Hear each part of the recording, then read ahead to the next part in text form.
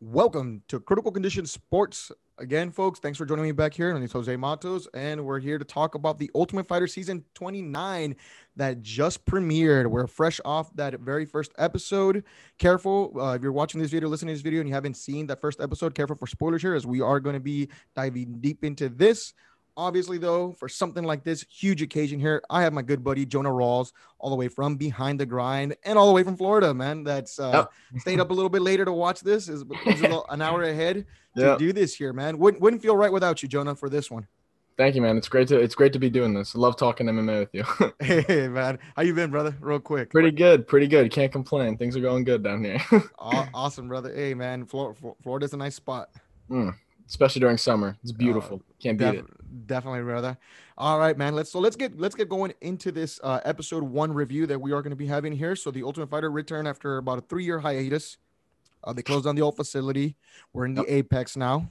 A couple things have changed, obviously, and obviously throughout the years, it feels like technology has definitely evolved the way we're seeing things like this.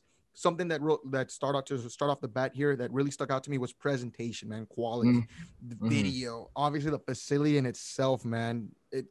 It's beautiful, brother. What did you think, man, overall? Yeah, I 100% agree with you. That's one of the first things that stuck out to me was how good the presentation was.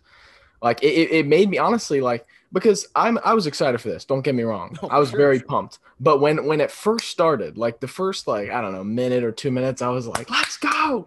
I was screaming, bro. And then once they had the fight picked, I honestly was so nervous. Well, I know we'll get into this later, but I was so nervous watching the fight, more nervous than I thought I'd be. It was great. It was amazing. Yeah, presentation was great.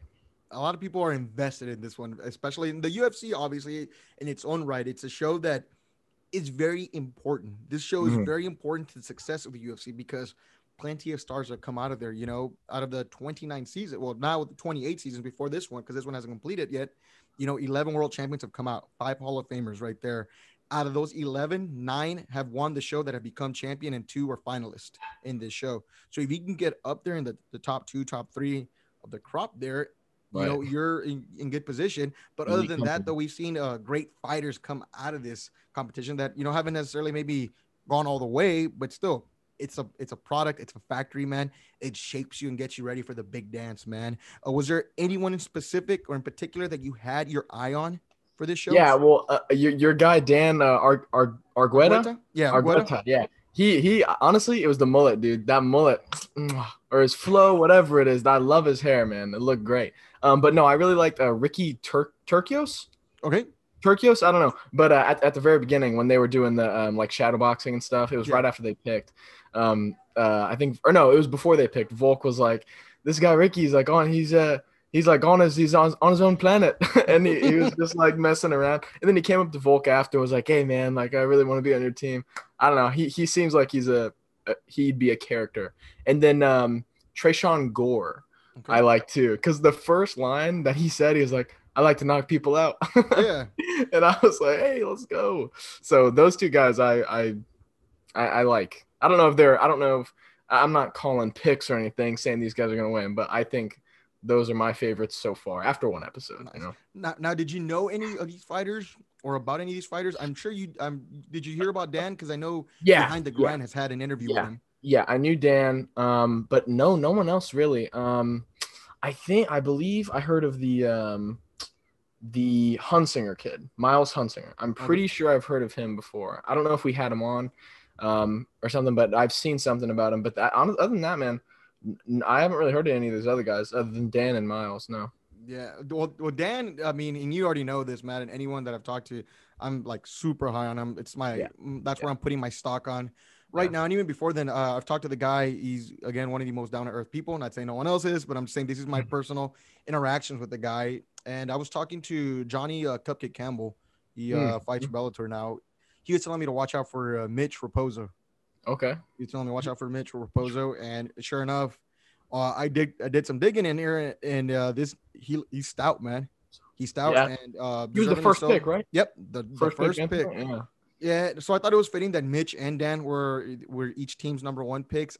You need to be quite honest with you. We'll get through predictions later on, but I mean, I felt like those guys weren't where they went. Ryder Newman, I think is his name. Ryder, yeah. Nolan King himself told me to watch out for Ryder Newman and Vince Murdoch. Oh, Vince Murdoch. So those are. I mean, I feel like there's killers all over the place here, man. So as far as like competition level, we had that, you know. Yeah, definitely. I mean, it's can't wait, man. Scary, brother. I can't wait for the season to get going, dude. Yeah. Now, what else stuck out to you, man? Throughout the show, I was curious on. So where did they do the old Ultimate Fighter? So they did the old Ultimate Fighter in their old training facility. They had their old TUF gym facility. They closed it down in 2018. That's where they closed it down. Right. And then I think they built the PI. Yeah, well, they built the PI and the Apex. Now, a big thing for me was the ratings. I feel like the ratings weren't as great either. So when they shut it down, I feel like this show definitely needed a couple seasons to like cool off. Yeah. You know, and rightfully so. Let's be honest here. I mean, we're both MMA fans here. I like Kelvin Gastelum and I like Robert Whitaker a lot. That season wasn't that great, man, as far as like what it put out overall. No offense. Macy Kiyosin, such a stud of a fighter, but in Maurice Green, besides Maurice Green, I haven't really seen any like more active fighters come out of there. Espino, who won the show, just had a fight. It'd been a while since he fought. So I feel like that one was at that point, I felt like it was a little stale in that sense. If it makes sense for you. It had some great seasons there, but I feel like it needed some time to just kind of cool off. Right. You get me? Yeah. When did Contender Series start? Was there an overlap at all? No. So the Contender Series, I'll be honest with you, got me on that one. I have no idea when that one started. Really? Okay. I didn't know if you knew or not. No, but I mean, they have it at the Apex though. They have it there at that same place, the Apex. Right. I was wondering if maybe like the dip in talent from that Whitaker and Gastelum one was maybe if there was an overlap with Contender Series, if they had guys that they were already having on. That's a really good point. That's a really good point on that one. Just a hypothesis, maybe. But yeah. But yeah, other than that, man, like I was surprised at how invested I got into it, because like we were talking about, we know some of these guys and we have an eye on some names early, but I was surprised at how invested I was in Aaron Phillips, man. Like because I didn't know Aaron Phillips, the middleweight that fought. We'll get into it in a little bit, I'm sure, but from Alaska, the home videos and stuff, it was just so fun getting to like see a lot of his like training was just from like YouTube, and then he's already on like Ultimate Fighter, obviously. So, spoilers, suffered defeat, but I mean, I was surprised at how invested I was in these guys. It was such a fun watch too. It's crazy. Yeah, they started the home videos a while back, and I think it's a nice touch that adds to the show, because you get to see these people and where they're coming from, you know? Definitely. There's definitely a difference between me telling you a story, or I'm from the Rio Grande Valley and I went through the so-and-so and, you know, whatever, than to you for actually see it. So I like that specific thing that they added to that show. It's been on there, and I think it adds more in-depth look at the fighter that you're watching for that episode, because whether you like it or not, or however people view this, I mean, that fighter, you're essentially featured for an episode. Pretty much, you know, like that episode, for the most part, you know, there's little things that get sprinkled here and there, but you're the feature of that episode. Right. And, you know, that's why they announced the fights at the end, to pretty much, again, show you what the feature of the next episode is. And that's a really nice touch as well. We'll get into that. So I really like that as well. What really, really brings my eyes to this is just the pacing, man. I really like the pacing of the show. You know, first of all, the there weren't any commercial breaks. I think there was like one Toyo. Yeah, thing, that was like the only thing. Yes, and it's fantastic, man. It's fantastic. I hate those pauses. You know, I'm over those kind of things. So the pacing was great. Dana got in there and they got right to the point. They went through the evaluations. They didn't drag out the whole evaluation process. These guys, again, are professionals. They got through it fast and went through the team selections pretty quick. I like that pacing, and they went straight to the right into fight. It. So that's something I really liked. Again, we're talking about the presentation as well. I mean, it looks just phenomenal around that facility, bro. I would love to take a tour of that facility, man. Oh, that'd be so great to look at it, dude. As they were showing, even like some fight nights when they have guys, like as they arrive to the facility, they have like the camera. It's like them walking in as they arrive. Like you see all this stuff on the walls of like it would be a picture of like Forrest Griffin and Stephen Bonner, and then it would be like a huge caption. And I was like, oh man, I want to read that. Let us see, give us a tour. But yeah, you're right, man. That'd be so great to tour that place. Yeah, you know what's so funny, bro? So when you're an MMA fan, and like we're hardcores, brother, we're pretty hardcore when it comes to this, and we talk to these people, and they're all great people. But to me, you know, you're a hardcore MMA fan, and I'm a big football guy as well. But Brother, I would love to go to and this is gonna ruffle some feathers here, and I would love to just go to the UFC Apex and like walk that line where all the jerseys are for these fighters, and going to like the Canton, the Pro Football. I don't know, Pro Football Hall of Fame, brother. I don't know, man. There's just Really? something about MMA, man, where I just want to Yeah. just go around and go through the halls that some of these Right. legends went through, man. Just because, Yeah. again, there's this aura when it comes to that facility, man. Definitely. And there's something about being, because there, I guess it's different than other Hall of Fames. Because it like for like every other Hall of Fame, I guess like basketball, football, baseball, they're all like significant places that the sport, has deemed important. But like at the UFC, it's like the guys were actually there, like fighting there, and it's like all this stuff on the walls and like the physical. I don't know. It's just you're right. There's an aura. Fighting is so different than any other sport. So yeah, I mean, and you're in the heart of fighting, essentially, like what you're saying there, man. Vegas, like these events happen in Vegas. Sure, there's Houston, there's different other spots, New York and stuff like that, and they're all big, but Vegas is the home of the UFC. Nothing like it. It's the headquarters. Crazy, man. So I love how they got into the fight real quick. So we had Andre Petrosky versus Aaron Phillips. That's the first middleweight fight that got announced there. I kind of thought it was a little weird where they're saying that since Volkanovski got to pick the first fighters like from each division, and Ortega gets to pick the first two fights. I wasn't a fan of that. I think that they shouldn't really mess with the formula. You win one, it goes back and forth, back and forth, back and forth. I like that. And so I'm not a little bit of fan of that, but obviously that's not a very big deal. It's just, I kind of found that a little bit weird. Yeah. So, but it is what it is. So Petroski versus Aaron Phillips, that was his name? Yeah, Aaron Phillips. That was good old Aaron Phillips there going into a fight, obviously. Yeah. And you talked about Aaron Phillips, how he went through YouTube and all these things. Petrosky was the complete opposite, man. Yeah. Hard knocks.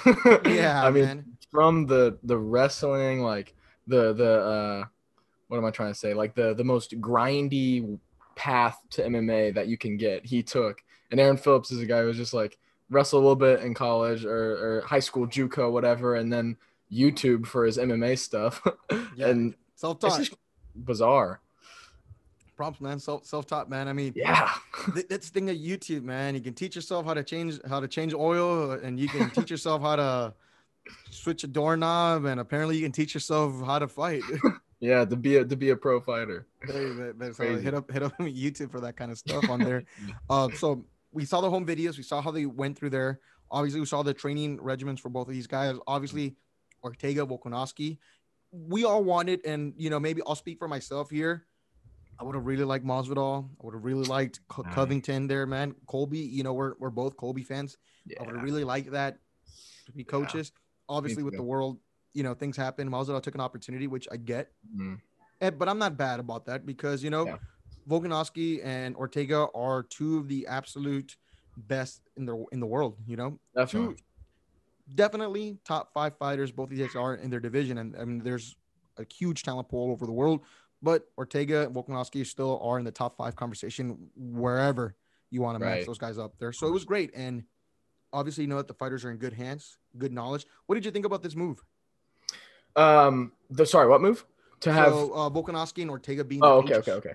Yeah, I like you said, I mean, it'd be great to have Colby and Masvidal. But I think the important thing is, like, it's back. TUF is back. So, TUF is back.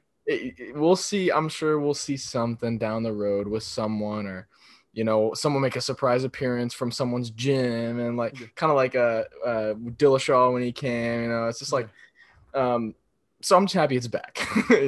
We get to see these things. But one thing, real quick, I was surprised about Ortega when you talk about the different styles of Ortega and Volk. Coaching wise, I really liked how Ortega was saying. He said, "I am an excellent coach. Like, I'm the best coach because I learned from the best." And he was talking about how Henry Gracie when he said, "I learned from the best. I learned from the greatest." And I was like, "That's a really great point." And being able to kind of pass that to obviously these guys are elite talents. They're no average fighters, but it's good to see that maybe these guys' jiu-jitsu isn't as tuned up and as fine. Like he was saying, these guys are like ready to rock and roll, but he just puts that polish on them. And I really liked that. I honestly didn't see Volk. Maybe they just didn't show it or film it that much, but I didn't see Volk really like teaching his guys stuff. I mean, he was like shadowboxing and light sparring and stuff, but it seemed like Ortega was more like teaching, and Volkanovski, he was more like, let's get after it and like train. You know what I mean? Yeah. If that makes any sense. No, for sure. So definitely. So Ortega was more. I mean, because they were both hands on. You know, they weren't right. Like, you know, no offense to Ken Shamrock there, man, just cruising by it, brother. You know, and that's just me being honest, straight up critical about that. And so Brian was real hands on with that, and then Volk was still like doing things. You know, he was working with these guys, but there's a difference in technique and in the way that he was teaching. So I know I definitely see what you're saying there. Now, quick question for you, man. Whose team would you have rather been on, man? Man, I hate to put you on the spot, brother. They're both so cool. Like, they're both so cool, but I think I'd rather learn from Ortega. Same. just because the Gracie and all, like, he's learned from the absolute highest tier of jiu-jitsu that there is, and his pedigree is crazy, submitting everyone. You know, and both of these guys have a very calm demeanor, but I like Ortega's demeanor, man. It's just something that stands out to me, you know? Yeah. He's very, very laid back, but confident. You know what I mean? He like the coolest guy in the room, kind of confidence. But that's a tough one though, because Volk is a really cool guy too, man. Yeah. I don't know. I would have to say Ortega though, just because training and technique with the Gracies and all that stuff. We'll just leave it at from what we saw in the first episode, because you know it might change later on, right? Of course, we have a whole season. So I mean, from what we saw, you know, we'll give each other the pass there and say Ortega for right now. Yeah. Now, talk about the fight though. Petrosky versus Phillips. What stuck out to you in this fight? Well, the first whole like maybe 2 minutes was just like the guys just fainting. Yeah.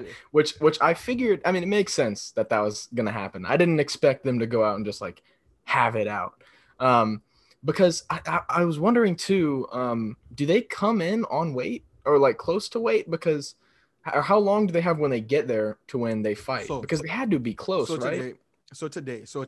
So you weigh in on Tuesday, the fight's on Wednesday. You weigh in on Friday, the fight's on Saturday. No, but I'm saying, do they arrive did Petrovsky arrive like at his walk around weight, or did he arrive like he was gonna fight soon? I mean, I guess he arrived like. So it depends on these guys. So from what I know is that, and from talking to people, I mean, that's honestly just up to you, bro. Like, we've seen people that are like 30 pounds overweight go into this thing, and obviously it doesn't really work out for them, because I mean you're cutting a crap load of weight there. You know, so I think at that point it's up to you. Obviously the most responsible thing, I mean, you know, you're gonna be at a show with 185 pounds, and my thought process would be, okay, well, if I'm going in there, well, I mean, you know, you got to be, you know, at whatever weight it is that you're at, that you're normally used to cutting. Like if you're a 170, a 185er, I mean, if you're comfortable walking at 200, 215, obviously, I mean, I wouldn't really change that up, but obviously know the possibility of, you don't know what the hell's going to happen. The unknown scares people. Yeah. You may be called up. You might be Aaron Phillips and Petroski, who's you have to fight the first fight. Obviously, the way this thing's sectioned out, instead of fighting the very first day, you might be fighting 4 days out. So you don't even know. So I think my best tip, and I'm sure a lot of these guys came in ready for that. Yeah. And especially because this show is meant to highlight a lot of drama. I was talking to one of the guys that did the show earlier today, and he was telling me that anything that this show can feed off of to create drama or a storyline, they're going to do that. Right. So if they're not highlighting the weight, then obviously it wasn't really an issue. Right. Yeah. That's a very good point. I didn't really think about that. If there was drama, they would have shown it. Oh, no, absolutely, brother. So so the guy I was talking to is Corey Hendricks. He came out in season 23. Okay. He was telling me that they are pretty smart with the way they set things up. Obviously, and I didn't think about this. No books, no music. Yeah. For example. Ugh. Do you know why though? And you know, he told me this. Do you know why though? Is it for focus or something? The camera doesn't want to watch you read a book, bro. They create drama. They exactly. They try. He's like, they tell you not to. Obviously, they take your phone. No social media. No books. Right. No music. They now like if you're a religious guy and you took the Bible with you, you're allowed to. Any religious thing you could. Right. But so they don't. But they know again, no books and music. That's bizarre. Crap load of alcohol. No, this is literally what he told me, bro. That's literally what this guy told me. And that is on camera. I definitely can source that to you. That is like, great, there's a crap load of alcohol there. That is great. Oh, dude. And then he was telling me that in his season, so there was male and females. Right. One of the rooms had 5 beds, and the other one of the rooms had 3 beds. So a male or a male had to go sleep with the women in the women's room. Let's go. That was him. Actually. So it's like he's like they do little things like that to create drama. So yeah. Like if there was the way I view it is a storyline, right? So if Aaron's is 20 pounds overweight, they're gonna play that and zoom in on that, bro, and highlight that crap. You know what I mean? Yeah. So obviously they make it a point because we've seen guys that come on not on weight. Yeah, and it's a huge thing. Bobby Southworth, Jesus, man, the camera's on. And Gabe Rudiger, you know. Yeah, it's a huge highlight. So I feel like overall everyone was pretty prepared for that. I don't foresee us having, a situation like this just because I think all these guys know what's at stake. Yeah, they're all hungry. But definitely. I do feel that feeling out process. These guys were going slow. Yeah. I definitely thought that Petrosky was winning that fight, obviously, because he was moving forward. And brother, once he got that takedown, man, it was all over. Yeah, you could tell as soon as it got there. Phillips did defend it well at first. Yeah. Like Volk was telling him after, he was like he defended it well up until like he got over. But once it was on the ground, it was obvious. You know, like it was obvious who had the advantage. No offense, right? Like who had more experience in there. Right, and he did. So he did exactly what he was supposed to do and got a nice finish. So and he was Ortega's number 1 pick, and going piggyback off what you said, the way that Ortega's instructed, this dude literally listened to Ortega word for word in what he said. Yeah. Exactly, and he got the finish because of Ortega. Mm-hmm. So that was very impressive. Yeah. That's what I was saying. Like I think having Ortega as a coach would be beneficial. Beneficial. I don't want to say better or worse because it's just different. They're different, but I think I personally I'd rather have Ortega, and I think Ortega would be good for these wrestler guys too. Yeah, especially because he fits right into. And I know they've been training, like I said before, these are elite talents, but there's just that little polish that Ortega might be able to put on that these guys may not have. You know. Amen. In MMA, an inch or a second is the difference, man. Absolutely, one little change in grip could. That's it. That could either shut someone's lights off. End the night in a good way for you, or end the night in a bad way for you. Exactly. That's the one. So Petroski won, first round finish. Yep. Good for him, submission. And again, the thing that stuck out the most was just the way Ortega was coaching him and the way he was listening too. A lot of fighters tend to not listen to the corner when things are happening, and I don't blame them. Obviously, you have a crap load of things going on. Their advantage was they're in the apex and it's a quieter environment. Even the fighters themselves, if you saw, were distance off, obviously, because we're still in that COVID area. Yeah. COVID period here. So I like that. The way he instructed him to move and the way he listened was phenomenal. And Ortega's up 1-0, man. So it's going to be good. I hope, though, that the thing about this season, though, is I hope that there's a balance. I hope that we have an even number of Ortega's and Volk's teams winning, because if you look back at this, I don't know how many seasons have you watched? Have you watched? I haven't. Well, I haven't really watched, like sat down and watched. I've seen like episodes, but I didn't watch any when they were live because I wasn't really a hardcore fan like I am now when it was on. So well, I'll tell you this. So normally, like the best seasons of the Ultimate Fighter are the ones where, you know, let's just say there's 8 different fights. You know, 8 guys. 8 guys go down to 4 for the semifinals and all that stuff. When there's an even number of people from each team like fighting each other and winning, it makes the show better. More competitive. Yeah, exactly. Because you still like the team versus team thing. Always at the end of the day, that whole team crap goes out the window. Yeah. But it just creates your better TV. I've seen, you know, seasons where it's Rashad and Quinn Rampage Jackson's teams where Rashad Evans' team won 7 out of the 8 fights. And, you know, it's just like the fights are great and stuff like that, but it just it doesn't really add to the competition. You know, then you have a coach that pretty much, no disrespect, has like their, you know, thumb up their butt in a sense. Just, you know, what am I doing? I just have one guy. Yeah. You know, there's a lot of seasons like that where it's a complete blowout there. Yeah. Those aren't as fun. I look at Chael Sonnen and John Jones' seasons. those were a mixture, man, and they made for great Really? television and great competition. They had a good season, right? Yeah, Didn't they have phenomenal. Kelvin yeah. Gastelum, there you go. Yeah, yeah, Gaston, yeah. So I hope it doesn't get that, man. Whew. Yeah. I hope not to. Yeah, like you said, I hope it's competitive, and I think it will be. These guys look good. I mean, it's hard to gauge off one episode and watching just little clips of shadow boxing and and rolling and stuff like that, but they all look solid, man. I can't wait for Trayshawn Gore to fight, man. He looks so. I hope he knocks someone out, dude, because he just seems like the type of dude that just like looks for that one. It's gonna be exciting, man. I'm very pumped. Can't wait. Can't wait. The next matchup at the end of the episode was announced for next week. It's gonna be Mitch Raposo versus Ludwig, and I don't know how to pronounce his last name. It was Ludwig Scholinian. Yes, Scholinian. So Ludwig's on there. It's gonna be a very good fight. Mitch Raposo is one of the guys that, again, Johnny Cookie Campbell has told me time and time again. This is one of the guys, man, to look forward to. Going through there, man, I had him or Dan, as the top guys. My prediction is Dan versus him in the finale. The Mystic Mac prediction. That is my Mystic Mato's prediction. There we go, Mystic Mato's prediction. That's what I expect to see personally. You have I know for years you're saying it's really hard to gauge in these things. Yeah, I don't know. It's hard, man. I definitely think Dan is going to be in there.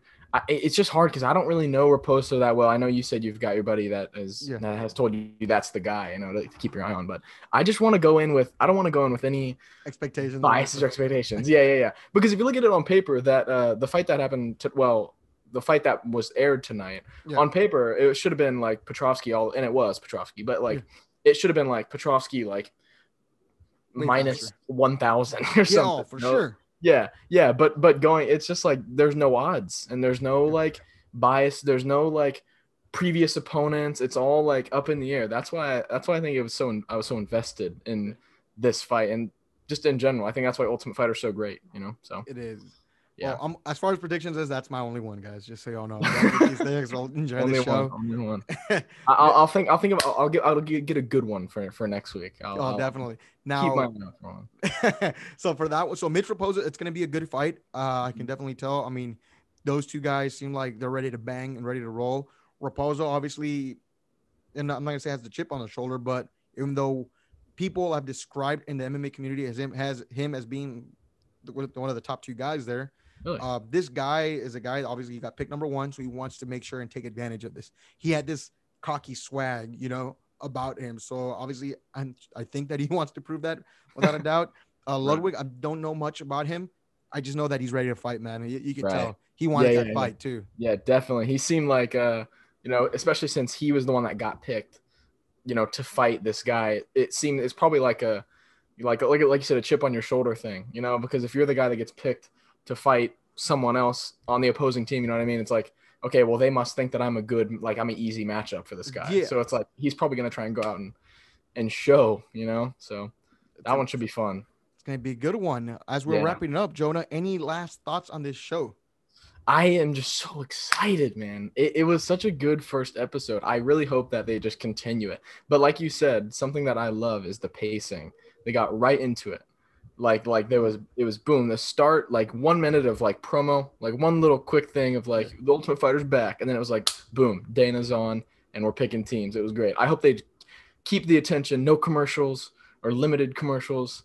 Awesome. And I like the little Toyo flashback thing though, to be honest with you. I like that. Yeah. It's nice. It gets you to reminisce because again, the Ultimate Fighter is such a historic show and it's provided so much talent. And there's a crap load of crazy moments that we'll see unfold on there and we'll see get called back on that. So it's going to be fun. That preview for what's to come in the season. I mean, there is going to be some drama there. We know that for sure, man. There's some heat between Ortega and Volk and good old Mitch Raposo. So we'll see, man. We got a good preview. Man. I'm excited for that. TUF's back, everybody. Let us know what you think. If you want to comment who your pick is, go ahead and let us know. Do you agree with me or disagree with all of us, both of us here? We'll be back next week for another review of the Ultimate Fighter Season 29. Jonah Rawls, where can they follow you at, brother? Behind the Grind official on Instagram, YouTube, Twitter, wherever you get your podcast. We also have a podcast. Go follow those socials, baby. I'm gonna have all that linked in the description below. Behind the Grind did some great work, man. Delivering some of the best MMA news out there, not just MMA, but other sports stuff. Jonah's a part of that. Make sure you show the support and love, folks. Go give him a follow.